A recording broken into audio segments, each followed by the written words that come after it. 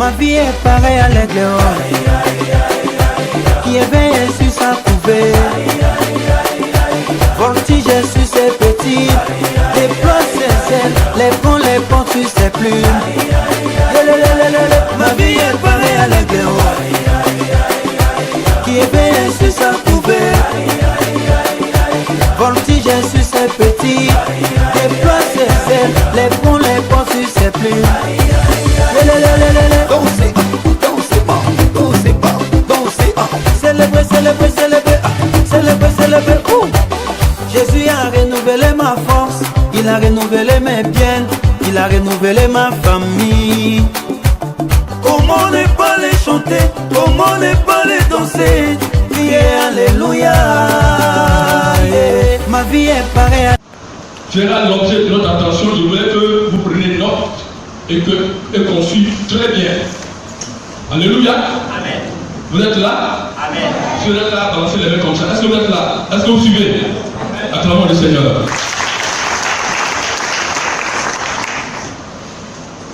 Donc le thème qui fera l'objet de notre attention ce soir, c'est la vie de l'aigle. La vie de l'aigle. Nous aurons deux textes de base. Ésaïe 40, le verset 31, qui est le thème qui sous-tend cette thématique. Et le psaume 103, le verset 5. Alléluia. Amen. Il y a beaucoup à dire sur la vie de l'aigle. Par rapport à la vie de l'aigle, on peut prendre même un mois pour parler de manière spécifique de la vie de l'aigle. Vous savez, quand on parle de l'auto-régénération de l'aigle, c'est quoi? En fait, c'est le processus par lequel l'aigle se recrée. C'est l'aigle seul qui a cette capacité-là de se recréer, de se refaire. L'homme n'a pas cette capacité. La vie de l'aigle nous enseigne et nous instruit à plus d'un titre. Vous savez pas que dans la Bible, souvent, Dieu prend certaines expressions comme les animaux, il utilise les animaux à juste titre. Et chaque oiseau, chaque animal, au travers de chaque animal, au travers des oiseaux, il y a des leçons qu'on dit pour l'appliquer à notre vie. Donc, la vie de l'aigle est très instructive. Vous allez voir tout à l'heure dans ma démarche.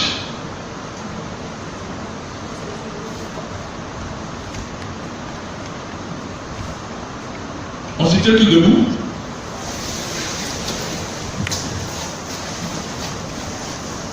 Ceux qui ont la Bible, les ça comme moi, je ne parle pas de ceux qui ont la Bible électronique. Voilà, la Bible en papier, là, levez ça. Ésaïe 40, le verset 31, on va la lire ensemble. Ésaïe 40, le verset 31. Vous y êtes? Nous y sommes. Vous y êtes? Je ne m'entends pas là. Nous y sommes. Vous y êtes? Nous y sommes. On va lire ensemble.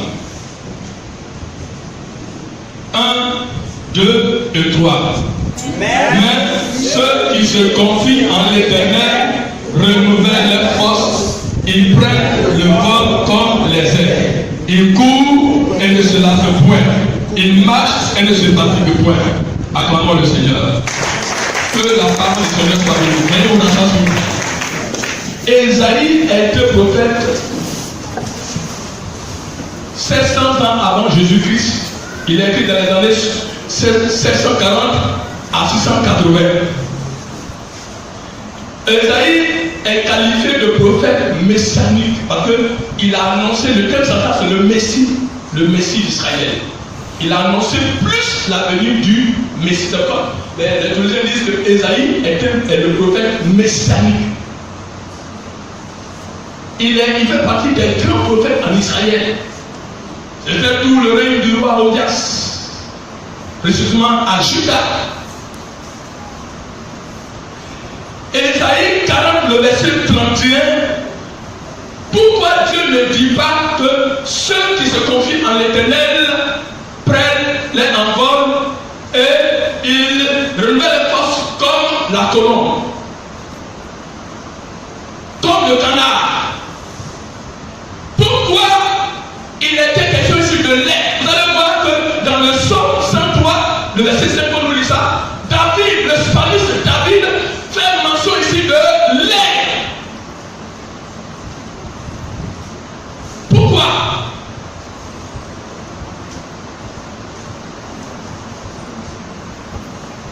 Le psaume 103, le verset 5. David, le psalmiste. Psaume 103, verset 5. Oui. Souvenez-vous des prodiges qu'il a fait. Non, c'est le verset 5. Sur le psaume 103, le verset 5.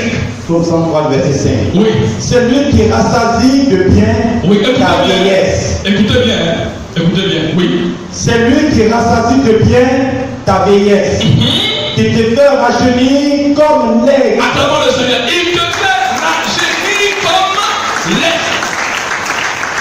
L'aigle est le roi des oiseaux. Il manifeste un leadership pas possible comme le lion est le roi des animaux dans la forêt. L'aigle vit longtemps que les autres oiseaux de son espèce. Il peut vivre jusqu'à 70 ans. Oui, l'aigle que vous voyez là, il peut vivre jusqu'à 70 ans.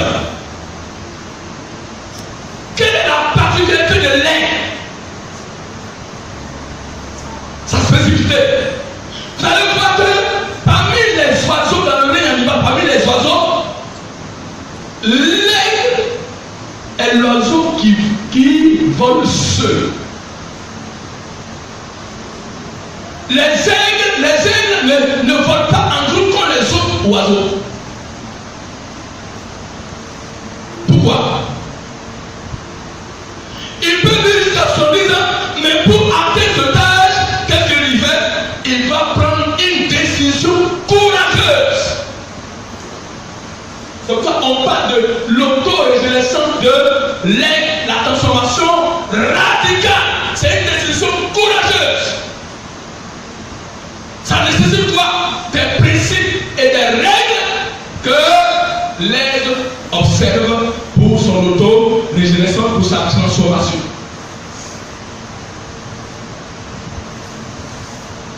Les experts disent que l'aigle a une vision microscopique. L'aigle a une vision télescopique. Ça veut dire quoi? L'aigle voit 8 fois plus que l'homme. L'aigle, c'est avec précision qu'il atteint sa proie.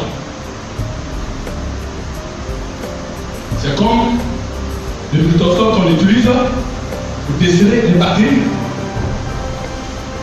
La vision de l'aigle, 8 fois plus que la vie de l'homme.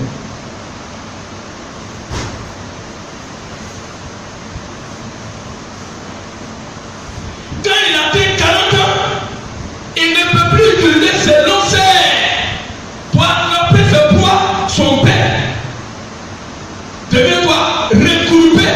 Cette vieille impesantes, elle devient dure à déployer. L'aigle est alors confronté à des choix. L'aigle est confronté à des choix. Ce sont ces serres que vous voyez là. Ces serres. L'aigle est confronté à des choix. Quels sont ces choix? Le premier choix, c'est quoi? 1. L'aigle est alors confronté à 2 choix. Mourir ou entreprendre un long procédé de changement qui durera 150 jours, qui est l'équivalent, c'est-à-dire de 5 ans. Il y a 2 alternatives. Mourir ou entreprendre un processus de changement qui va durer 150 jours, c'est-à-dire 7 mois.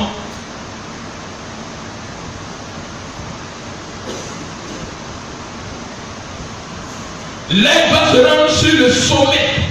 L'aigle, quand l'aigle veut s'auto-régénérer, quand l'aigle veut prendre ce processus-là, ce processus, pour atteindre l'auto-régénérescence, il va loin sur les sommets. Loin sur les sommets. Il va loin pour faire quoi? Pour passer 5 mois. Il a un contact. Loin de toutes les distractions. Il va seul. Et c'est avec précision qu'il attrape. C'est quoi? Et ce qui est intéressant à révéler, c'est que l'aigle ne mange pas les animaux morts, les cadavres. Il se nourrit de la chair. La chair. Pas pourri. Parce que ce qui est en perturbation, l'aigle n'aime pas ça.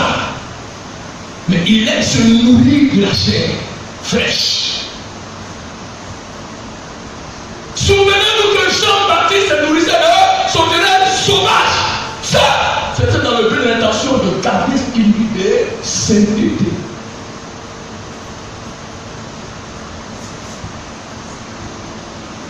Alors, sur le sommet d'une montagne, et il s'assoit, il frappe alors son bec, son vieux bec sur le rocher. Il frappe alors son bec. Quand il va loin sur le sommet, il prend son bec avec une décision courageuse. C'est pas quand on parle de transformation, c'est une décision courageuse. Ça nous engage, ça nous responsabilise à plus d'un titre. Quand il est s'auto-régénérer, il prend une décision courageuse, il va loin au sommet. Et quand il fait, il prend son bec, il le colle sur le sommet, sur le rocher. Pourquoi? Enlever le vieux bec.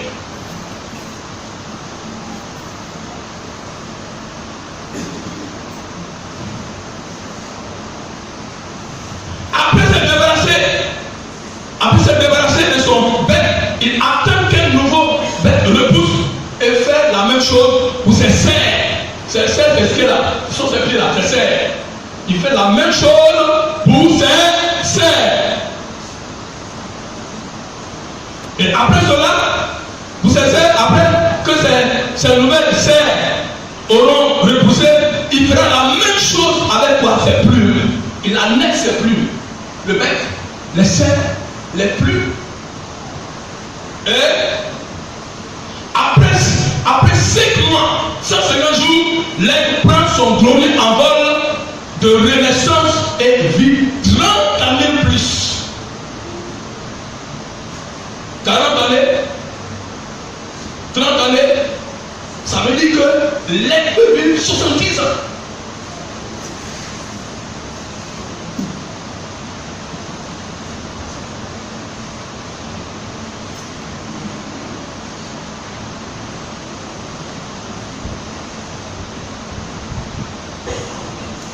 Comme tout à l'heure, je l'ai dit que l'aigle a une vision microscopique et télescopique. Comparativement à l'homme, l'aigle voit 8 fois plus, il perçoit même des détails à des kilomètres. Quand l'aigle là, avec précision, quand l'aigle veut s'attaquer à une proie, à des kilomètres déjà, avec l'œil, il voit 8 fois, avec précision, il a été facile.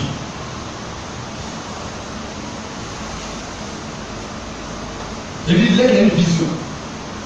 L'aigle avec précision, qu'il a très facile. Focaliser sa vision sur un objectif, si tu veux aller loin avec le Seigneur et accomplir ta destinée, il faut avoir la vision de l'aigle, avoir la capacité de se fixer un objectif, un but, par rapport à la transformation, par rapport à l'auto-régénérescence, par rapport à la vie de l'aigle qui nous enseigne beaucoup de leçons spirituelles.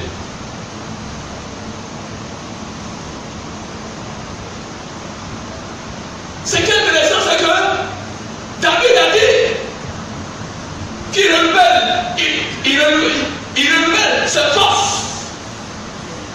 Il ne veille pas comme l'aigle. Maintenant, donc l'aigle est un oiseau qui ne vieillit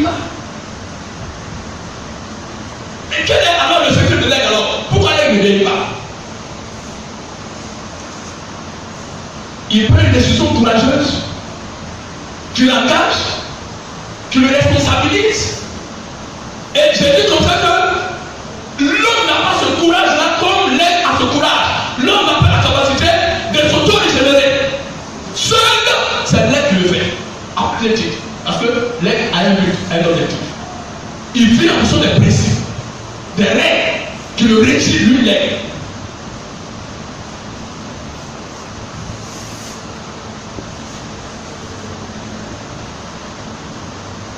L'aigle synonyme de la vigueur.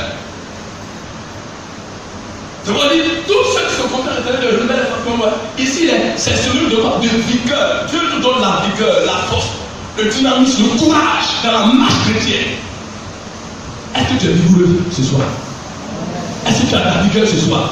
Comme l'aigle. Est-ce que la vie de l'aigle t'interpelle ce soir?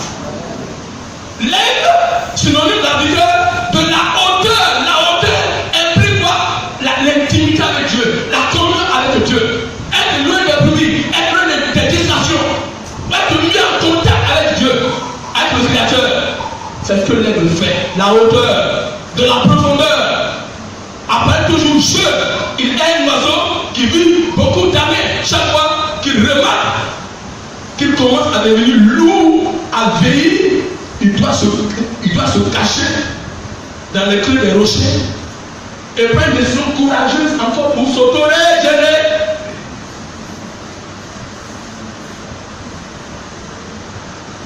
Quelles sont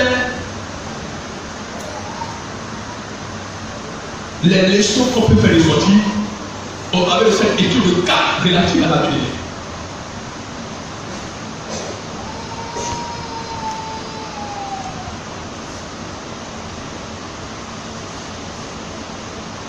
Quelqu'un a dit, n'ayez pas peur de changer. La vie chrétienne est un processus. N'ayons pas peur de changer. Ça s'impose à nous. Ce n'est pas une option, mais c'est une obligation de changer, de connaître la transformation, la métamorphose, le métamorphose, le changement. Ça se pose à nous. Un homme qui ne passe pas par ce processus ne peut pas impacter sa génération. Un homme qui ne passe pas par ce processus ne peut pas réaliser sa destinée. Ce n'est pas possible.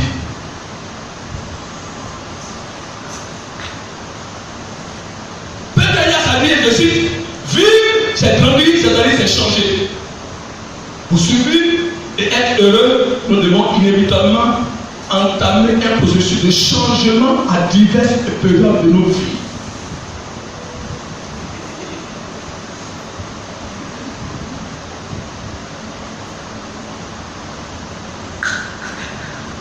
Ce qu'on devrait aujourd'hui dans le livre de livre, il y a beaucoup d'études qui se font. Les gens tombent, mais en quoi la réalité c'est que les gens ne sont pas transformés.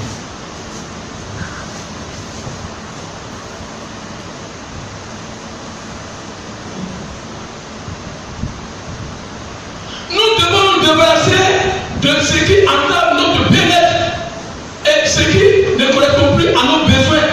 Les vieilles habitudes, les vieilles manières, les comportements qui ne sont pas compatibles à la foi chrétienne, c'est comme la vie du palmier. Le palmier, voilà encore un exemple éloquent. Le palmier, ce n'est pas le manguier, ce n'est pas le caroyer, mais le palmier nous enseigne. Quand le palmier grandit, il se débarrasse de tout ce qui n'est pas compatible, qui l'encombre et qui ne peut pas l'aider à croître.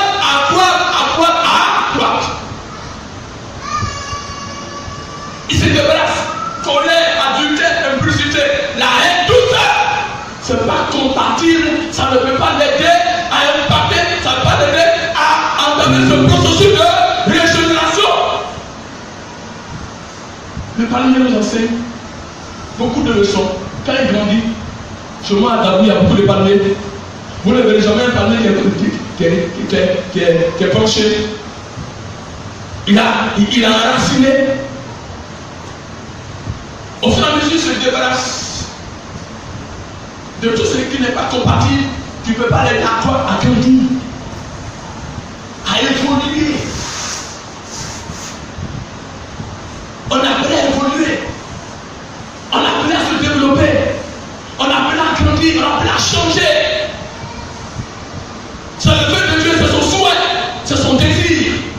chrétien, en tant que chrétien.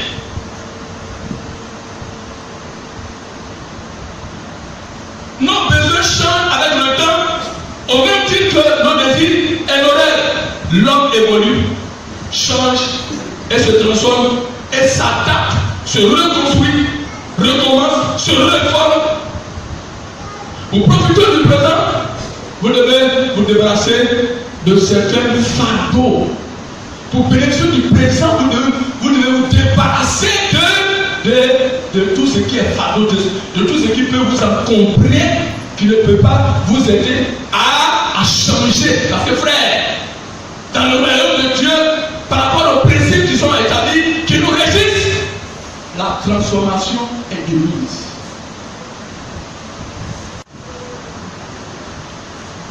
En conclusion, aujourd'hui, comme chacun de nous doit choisir de renaître.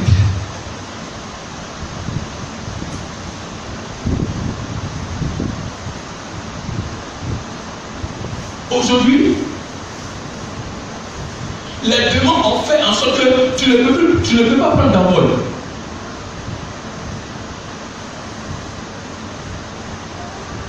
Tu ne peux pas prendre d'envol. Les démons ont fait en sorte que tu ne peux pas prendre d'envol. Ta vie est morte, ta vie est fade.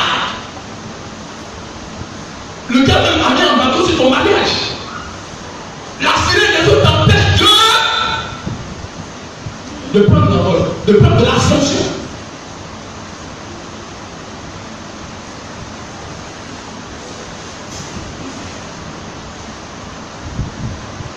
Frères et sœurs, peuple là, le changement est possible. La vie de l'air nous instruit. Au travers de la vie de l'air, voilà les leçons spirituelles qu'on peut faire ressortir parce que l'air nous enseigne beaucoup de choses. Sa vie nous enseigne beaucoup de choses. Une vision, un but, un objectif. Arriver à un moment, on prend conscience de la vie parce qu'il faut évoluer. Oui, frère. À un moment donné, frères et sœurs, on s'assoit, on réfléchit. Parce qu'on vit sur la tête de toi. Non.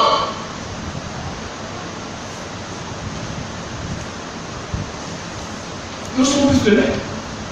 Nous sommes des princes, des princesses. Nous sommes filles de roi.